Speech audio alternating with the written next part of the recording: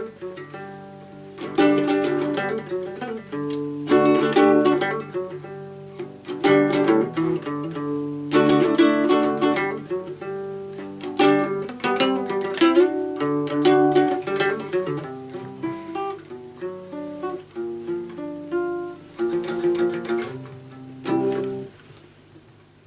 skiing.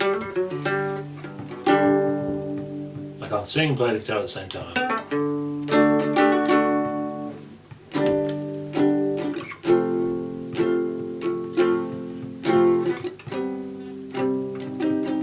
Hello and welcome to the Wenton King. We're doing an album. It's not really an album. It's just a bootleg, and it's very, very noisy.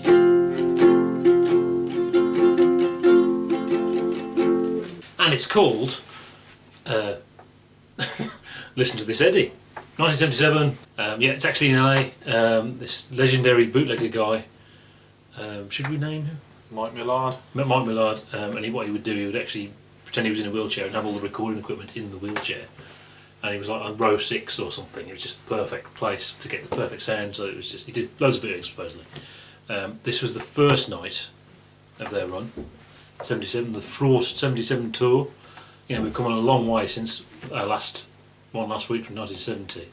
It's almost a different band in a way. You know, that sounds so different. When you read about the 77 tour, you certainly don't read about it being good. There was lots of drugs. Peter Grant was on drugs. Jimmy Page was apparently had health problems as a result of taking too many drugs. Allegedly even Robert Plant was on drugs. John Bonham was a serious smack addict and serious alcoholic and totally out of control. The whole thing was out of control, and if you want the Led Zeppelin mythology, the Phoenix, all that stuff is in this tour in a way. Now sadly, most of the shows, Jimmy Page is off his head, frankly, because they all were. And I think mostly from alcohol is my theory. Everyone says drugs. I think the drugs would have had a more long-term effect, and supposedly he was suffering from health problems as a result of it, but I think it's because they were drunk. That's what it sounds like to me. It sounds like they were playing drunk. I think they always played drunk actually, but I think it got worse. So there's some really sloppy performances, sadly made worse by the fact that they had some. I think they bought some new recording equipment, and the soundboards of the tour are crystal clear. Now normally I love clarity, but it didn't do them a lot of favours those soundboards, because you hear everything and it's well dodgy. However, this show, this has got to be the best show of the tour. I've heard a lot of shows from this tour. I don't know how many, more than 10, less than 20 maybe. And this has to be the best show of the tour. In that here they're really firing on all cylinders. The plan was to make a live album, because after the song remains the same and had a bad press, they really wanted to record to make a live album, because obviously this tour was cut short. There obviously wasn't enough releasable material to make a live album, sadly, so that went to the wayside. But that is that live album in a way, and that is what it should have sounded like, and this is what this tour should have sounded like. And for at least one show, or maybe a couple of shows, it did. And they are on fire. It has to be said. Here they wanted to prove themselves.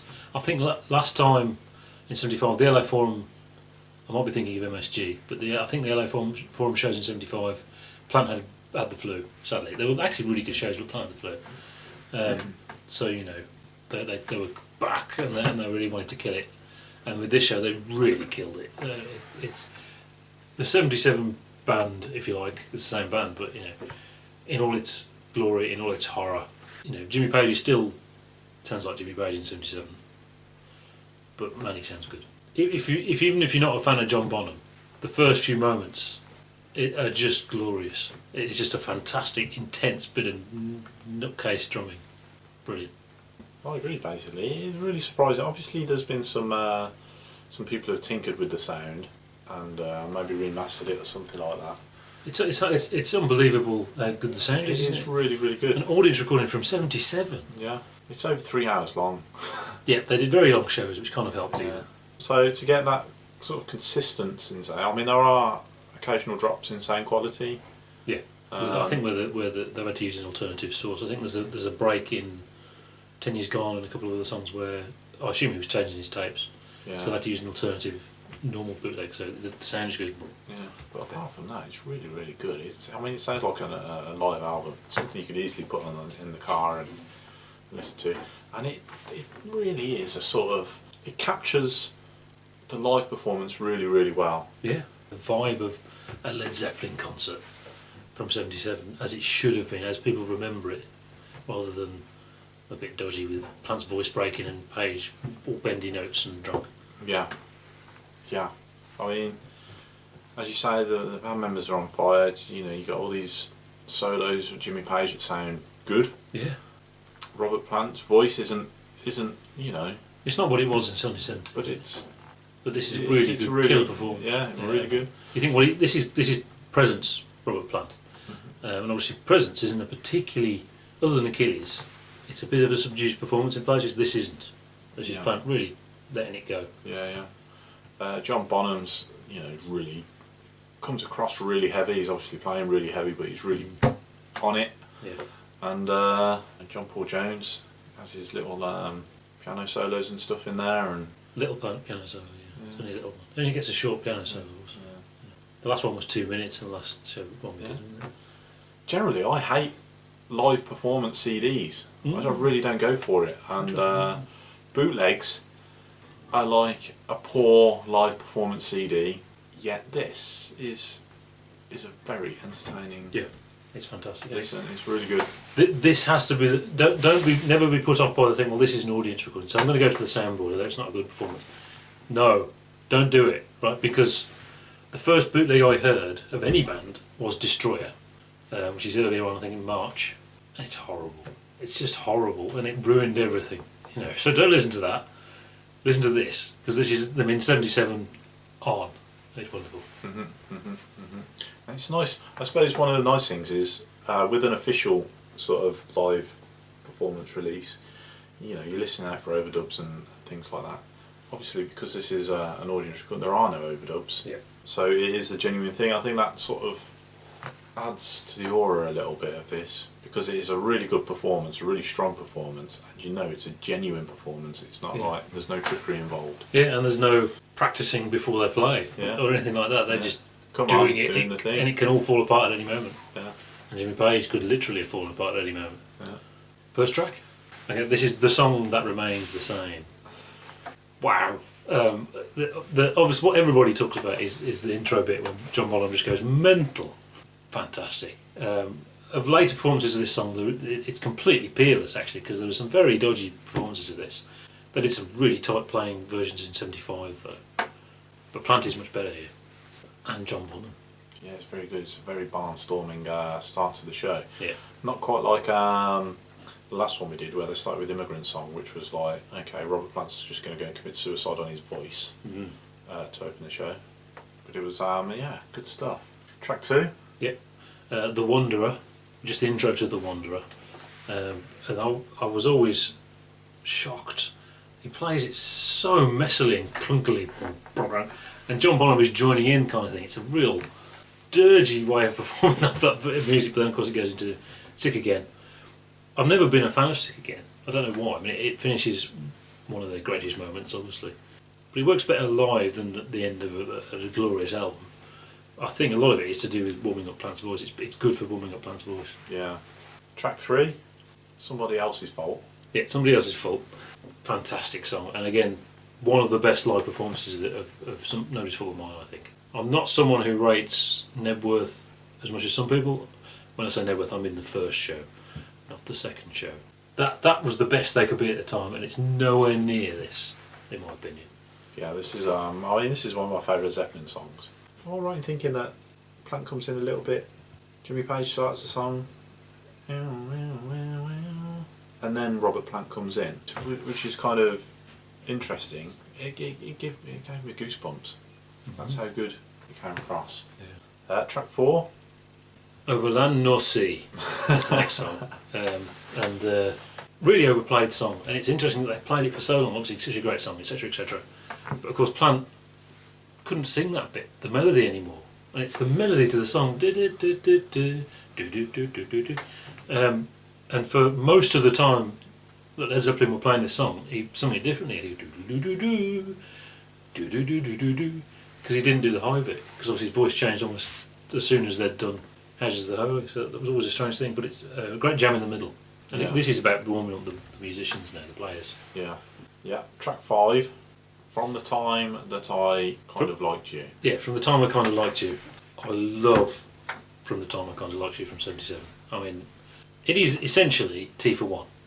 The point of T for One was to channel Since I've Been Loving You, that now that they were feeling so much worse than when they did Led Zeppelin 3. And that's what T for One is. So this is really the live T for One in Since I've Been Loving You, in a sense. And the song has matured with them, and the sort of melancholy and everything. And if you can get a good 77 Since I've Been Loving You, fantastic. Yeah. And it actually, even on the really bad performances, when Page is really flubbing the notes and everything, it's still always worth listening to Since I've Been Loving You. Yeah.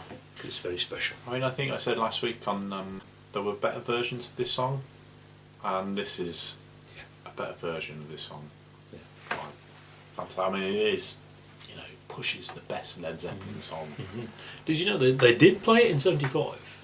It wasn't in the main set list. They did play it briefly, and they actually dropped it for the majority of 75, which I never understood. Why would you do that? But, I mean, you think 73, it was all bombast, and it started blah, blah, blah, blah, blah. And then, although they played it briefly in 75, when they brought it back in 77, it was, It's also one of the things I wouldn't recommend from 79, 80. Yeah. I think it suddenly lost it. I don't know why. I don't know what happened. Something happened, and obviously Page didn't practice at all. So they went away for 2 years without him touching a guitar. So that might have had something to do with it, I don't know. Track 6. Won't budge an inch. Won't budge an inch. The extended no quarter with extra bits extended. This was the highlight of the 77 tour, I think. You have to remember, there is no Dazed and Confused. Controversial. They never played it again. Last time they played it was at Earls Court. Strangely. So it's kind of been replaced. It's kind of been supplanted by No Quarter. I love these performances. I mean, like Seattle, 77, we got a video of that, and it's dodgy because of Plant's voice. And Jimmy Page is up and down, but any performance of No Quarter from this era is fantastic because it's all about John Paul Jones, really. And I love this one because there's two bits. They've got the lengthy piano bit, an extra blues jam, which was obviously spontaneous, then some more piano bit, then the No Quarter bit, then back into No Quarter. And you've also got the extra jamming at the end of the song as well. Yeah, it's great. I mean, I don't think I appreciated No Quarter as much as I should have. Mm-hmm. You really like No Quarter, don't you? Yeah. Sort of like, yeah. It's a top 3 or something like that, I think. Yeah. And I always liked No Quarter, but I didn't really appreciate it until I've heard it live. Yeah. Well, the album version is the quasi version. Yeah.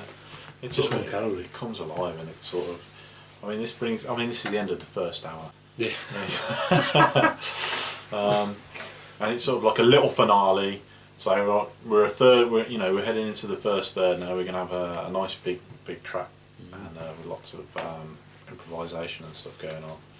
It's really, really good because John Paul Jones is awesome, and I'm gonna lose myself here because we're on to the second CD now. Although this isn't an official release, this was released illegally without the band's consent, or the guy who recorded it apparently. Oh yeah, well, the guy that recorded it wasn't a bootlegger in the sense of selling it. He was just a fan who records concerts and shares it. So, and then of course it gets released. Somebody somewhere decides they're going to sell it and make money out of it, which is very bad. Yeah. So this is the next track 7, and this is A Decade Gone. A Decade Gone. Yeah. Plant does this speech about how they were going to try a few different songs because they felt they couldn't really do 10 Years Gone live. So John Paul Jones had to have his triple decked thing to play it. So there's John Paul Jones plays the acoustic part and Page plays the electric part. I don't know whether it was. I think potentially it could have been a great live song. I don't think they were. Usually they weren't with it enough to pull it off. I think, and it often sounded a bit shaky. I don't think Page and John Paul Jones were very synchronised. Or to put it another way, I don't think Page was synchronised properly. I'm sure John Paul Jones was synchronised, and it often felt a bit wobbly live. I don't know, really can't quite put my finger on it, but the strumming didn't fit the electric and. Yeah. But this is the best live version. There aren't that many live versions because they only did it in '77 and the first Nebworth show, and they didn't do it on the second Nebworth show, and they didn't do it in 1980. Yeah, I agree. I mean, I love 10 Years Gone. It's a really good song, but obviously very difficult for a 4-piece band to pull off. It's very dependent on Jimmy Page being with it, Yeah. I think. So here he is, so it's okay. But Yeah. the acoustic set. The acoustic set starts. Brilliant. You have to remember they didn't always do an acoustic set. I mean, they dropped it for the American tour in '75, but I think it was so good at Earl's Court that they realised they had to bring that into the main set, and I'm so glad they did, because it's the highlight of all the shows, apart from, well, that and No Quarter are the highlight of the shows. I mean, like Destroyer, which a lot of that Destroyer is horrible, but the acoustic set is brilliant. I play that to anyone, it's great. And it starts with Battle of Evermore though, and this is a typical example of what's happening where they're too big. Led Zeppelin too successful, they've just surrounded themselves with yes men. They're brilliant genius manager who did so much for them. He's off his head on coke all the time and sending his dodgy heavies out to beat people up and all everything, and nobody says no to Led Zeppelin. You know, there's no one going to tell them that sounds awful. So let's do Battle of Evermore and get John Paul Jones to sing the woman's part. That's a good idea. And he says no because he doesn't know how he agreed to do it. But the problem is, in every other way, these are brilliant performances of that great song. That's brilliant. Yeah. So you can, I suppose that's why they carried on doing it. You know, even though Dance in the Dark Night. I tell you what gets me. I mean, you expect Led 4, any song on Led 4 to dominate a set list. Yeah. Yeah. But they don't. It doesn't. It's apart from Stairway, yeah. It's funny, isn't it? Great song. Yeah. Worth listening for the John Paul Jones vocals. Yeah. Yeah. Next song is Travelling to the West Coast. Yeah. Obviously, it's a Plant thing, isn't it? I think this song always sounds much the same. Yeah. It's great. Yeah. Very simple and very good. Yam Yam Girl. Yam Yam Girl, that's a good one. This is great because they didn't play it in '75, in the '75 acoustic set, and it's the only time they played it. It's only a bit of it. I always thought it's little bit underrated, a little bit lost. Great song. Yeah, interesting to put that there. Aberystwyth Dance. Again, it works so well live. You'd think Page is going to screw this up, and he did a bit on some of the other shows, but he certainly doesn't here, and it comes across so well live. Just when you stomp, Brum Ra stomp. Because actually, it was on Blueberry Hill, wasn't it? Brum Ra, the acoustic track was sort on of there, but not the stomp. Light middle of the year, lean into Dark Side of the Hill. Yeah. I don't know why they didn't do this before, because Page's solo piece, well, his first solo piece, he's got two, obviously. I mean, this hasn't been played for a few years, actually, thinking about it. Having that going into Kashmir, it's the intro to Kashmir, it's in the same tuning as Kashmir. Why didn't you think of this before? And it just fits, it's awesome. And here we are, we're coming to the end of the second hour now. So obviously we're running into Kashmir, as you just said. I mean, here's another example of, you know, it goes on for a long time. He's playing Black Mountain Side, basically. That's typical of the time, isn't it, in the way that they're just stretching the concert out so far. Yeah, but it's great though. Well, it is great. Yeah. Well, next week we're going to talk about what happens when it's the opposite. Yeah. The best version of Kashmir. And yet it still feels too long. It is a 10-minute song. Yeah, it is. I've never really got my head around that. Kashmir is a great song. We said this all those moons ago when we were going to see Roger Waters. I've always thought it's unfinished. Something structurally, it needs a down bit in the middle or something, I don't know. It needs condensing, or as you say, something needs changing. Controversial. It is controversial because it's such a big and universally loved song. Plus, I never liked the ending.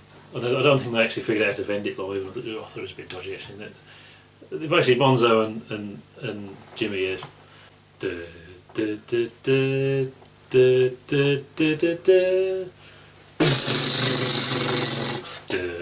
and they're not in time at all. So, you know, but what are we complaining about? It's Led Zeppelin. Yeah. So then we get into one. It's titled as Dancing on the Roof and Ridiculousness, but it's actually the Out on the Tiles intro, 40 minutes of drum solo, and then it just ends with Moby Dick. Actually, there's lots of electronic effects in there. Some people think, most people think John Bonham is the best drummer in the world. I suppose, do they? Allegedly. Yeah. I don't. I think he's a Marmite character.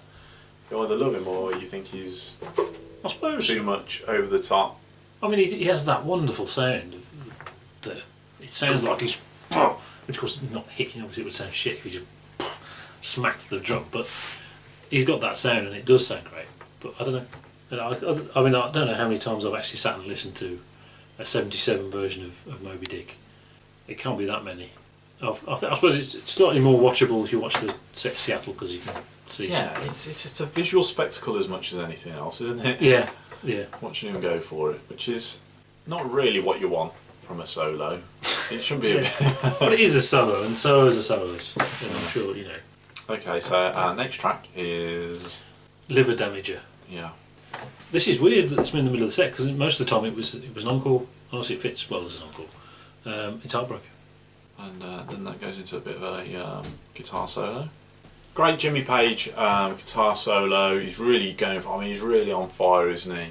For this time of his career. Yeah, I mean, and this is all sorts of sound effects which sound a bit old hat now, in that you can just buy. Anyone can sit there and do that, you know, whatever. But he does a lot of cool stuff. He does play Star Spangled Banner. I'm not talking about that. He's a crowd pleaser. Yeah, it's a crowd pleaser, isn't it? That's what it is. But you have to remember again, it was visual as well. I think it's the first time they started using lasers, and you got Jimmy Page and his laser pyramid and all that, which must have looked fantastic. And eventually, it goes into the middle bit of Dazed and Confused, obviously, dun dun, and all that. And that, for me, is the best bit of the solo. Is that stuff for me? Yeah, I agree. Hector's Final Battle. Hector's Final Battle, yeah. Another controversial statement, really, in that I think they weren't the right type of band to perform something like Achilles' Last Stand consistently. You know, I mean, Dream Theater are suited to performing something like that, because it's the kind of song that needs that precision, and this is a band who are just feeling it, and it depends on their mood and all that and stuff, and they played it very, very fast as well. This is the best live version of Achilles' Last Stand as far as I'm concerned. There isn't a better one. Yeah. Often it was very, very dodgy indeed. Sometimes it was okay. This is killer. Yeah. Considering it's not an official release, I mean, everything you need to know why Led Zeppelin was such a great band is here. Yeah. And particularly in Achilles' Last Stand, because, you know... They're absolutely got in hell for leather on this. It's so intense. Yeah, brilliant. And then they slow it down a little bit, because we've got a... Song of Hope. Escalator to the Happy Hunting Ground. Yeah. Now, the thing about Stairway, obviously, it progressed over time, and either you like the mega epic version, or you like it when they just played it the same as the album version in '71. And I like mega epic. I think I like the extended solo and the bit when the stop-start bit in the solo as well, and I like the way the first half is slower and speeds up more. Yeah. Plant could not sing the last verse from '75 until he changed the way he sung in the early '90s, but then never sung it. He couldn't really do the last verse properly, and sometimes it sounds dodgy. This does not, because they're really, really on this concert. Everything seems to have come together at the same time. It proves that even though they were dodgy some of the time in '77, if they wanted to, they could sound good. Yeah. And then you've been through 2.5 hours of this, and finally The encores. You get to listen to Many Sexes. Yeah. It's only the first verse. It's kind of a very laid back thing. I mean, it's more interesting on the third night, because Keith Moon appeared. It's obviously very, very unplanned. He just one designer starts raving about how great Led Zeppelin are, and I think he joined them on kettle drums or something. I don't know. That's interesting. Because what's his face hates. He derided Led Zeppelin, didn't he? Oh yeah, but Pete Townsend later on said, well, yeah, it's a weird thing. He says he doesn't know why he likes it. He thinks they're great guys and everything. He just doesn't like it. It's weird. Fair enough. Pete Townsend is a bit weird though. So yeah, that goes straight into rock and roll, and it's rock and roll. I always thought rock and roll is better as an encore. Song Remains the Same is a better opener. I never thought that they kept rock and roll as the opener for too long. And when Plant warmed up his voice and all that, they shouldn't have done that. Yeah. So I think it's better this way around. Yeah, definitely, I agree. We've got lots and lots of tracks there. Are there any duffers? Well, no. I mean, most people would probably skip the drum solo and the guitar solo, and possibly Black Mountain Side as well, I would suspect. It's interesting, you read about the tour and how, the Plant was kind of unhappy. He hadn't recovered from his leg properly and stuff like that, and so there was talk of him being uncomfortable on stage because he couldn't run about. He didn't really run about in the first place, did he? But there's certainly no evidence of it. Platt's always in really good humour on 77. He's really entertaining. He's quite funny. He's really quite funny. I mean, obviously for badge holders only, which is a few nights later, that's all about Plant going on about badge holders, which is actually code for groupies being allowed in, you know, and all that stuff. The Doctor was played by Larry Badgley, is another thing he keeps saying. He seems really on form to me. Yeah, definitely. A very good frontman. Killer show. Yeah, definitely. One of the best bootlegs of all time. Yeah, it almost justifies bootlegs. Almost. Because it'd be very hard to sort of understand the live Led Zeppelin. It's the only officially released Led Zeppelin bootleg, because on the DVD, on the menu, the little intro of the John Bonham going mental on Tom Waits is on the menu on the DVD, because there's a little bit of footage of it as well. Yeah. But definitely with it. Even if you don't want to listen to the show, listen to that first few seconds of John Bonham going mental, because it's ace. No, it's a 5 egg. It's 5 eggs. Yeah, you can't give it a 6 egg. It's a bootleg. If they'd actually been together and they'd done the whole tour and they'd made a live album and it sounded like that and it had better sound, that would be 6 eggs. Yeah. But you can't give it, even if it's an amazingly sounding bootleg, you can't give it 6 eggs. So it's a 5 egg. It's a 5 egg doobry. Mm-hmm. So. Yep. We'll see you next week. Yeah. We're going to have our Chinese food now. So see you next week for Celebration Day.